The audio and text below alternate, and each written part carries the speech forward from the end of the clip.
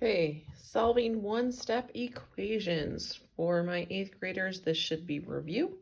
For my 7th graders, this should be new information. All right, so when you're solving equations, our goal is we want to isolate the variable, right? So that's how we're going to win this game. Everything's a game, right? We're going to isolate the variable. Remember, the variable is your letter in your math, right? A lot of times it's going to be X. So the goal is to isolate the variable, okay? But just like in any game or any sport, there's certain rules that we've got to follow, right? So here's the rules in order to win this game. If you do something to one side,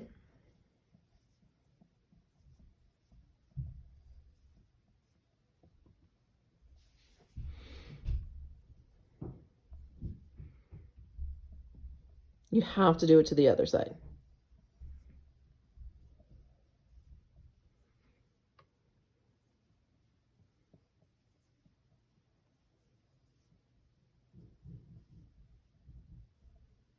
So if you do something to one side, you have to do it to the other side. It's an equation, so it's got to be balanced. So if I'm going to add 3 to one side, I got to add 3 to the other side so the scale still stays balanced. The equation's balanced, okay? And we're going to use something called inverse operations.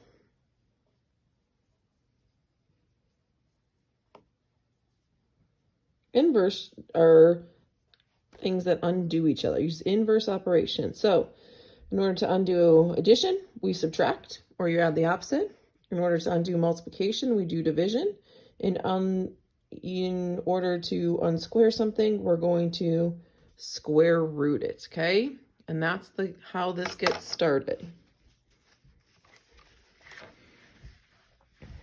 So one step just means I have to do one thing and the variable is isolated. So x plus 4 equals 10. Again, a lot of you probably can see that answer in your head. These equations get more complicated quickly, and so we want to make sure that we're learning the basics. Super important to what we're doing in math. So we're adding 4. The opposite of positive 4 is negative 4. I tend to add negative 4, okay? Subtracting 4 is the same thing, but as we get a lot more integers, this will create less mistakes for you. 4 plus negative 4, those add out. 10 plus negative 4 is 6, and x equals 6 in this. X minus 3 equals negative 12. Okay, here's the variable. We need to get this variable by itself. We're subtracting 3. The inverse of subtracting 3 would be to add 3. Negative 3 plus 3, those add out. Negative 12 plus 3, right? We've got integers here, but they're opposite.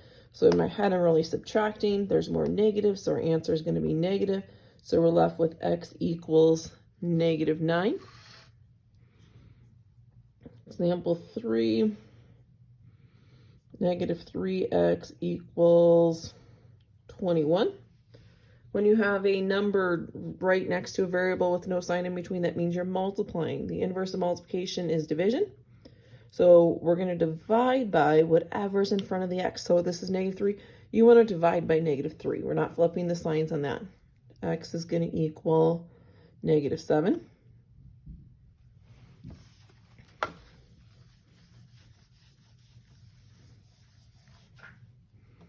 Example 4. X divided by 2 equals negative 6.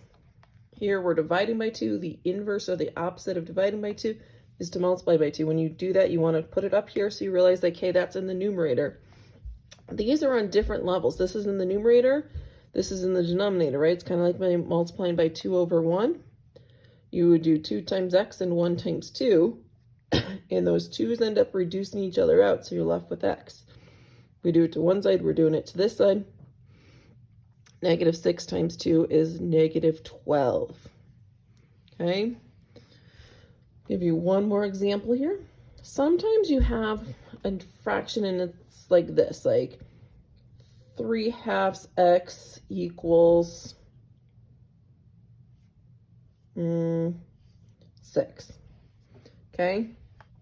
Again, This fraction right next to the x means you're multiplying. In order to unmultiply, you divide.